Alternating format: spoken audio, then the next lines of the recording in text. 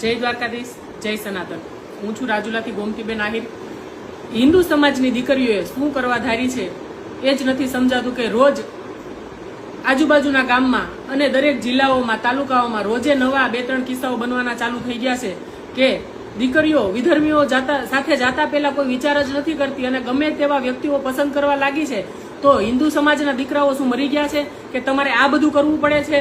હવે લોકો તમે સમજી જાવ તો સારી વસ્તુ છે। હું આપને કાલનો કિસ્સો જણાવીશ કે જે ડુંગરના મોભિયાણા ગામના દલિત સમાજની દીકરી કે જે SOSમાં નર્સિંગ તરીકે જોબ કરે છે, આટલી શિક્ષિત દીકરી હોવા છતાં પણ એ એવો વિધર્મી કે જેનું મોઢું પણ તમને જોવું ગમે એવું નથી, તો એ વ્યક્તિ સાથે એને મૈત્રી કરાર કર્યો અને તે સાથે રહેવા માંગે।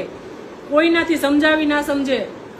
હું અને વિશ્વ હિન્દુ પરિષદના ભાઈઓ અમે બધા જઈ, બજરંગ દળના, જાફરાબાદ વિશ્વ હિન્દુ પરિષદના ભાઈઓ આ બધા જઈ અને તેમને સવારે 9 વાગ્યાથી 3 વાગ્યા સુધી સમજાવી, છતાં પણ એ દીકરી એકના બે થવા તૈયાર નથી।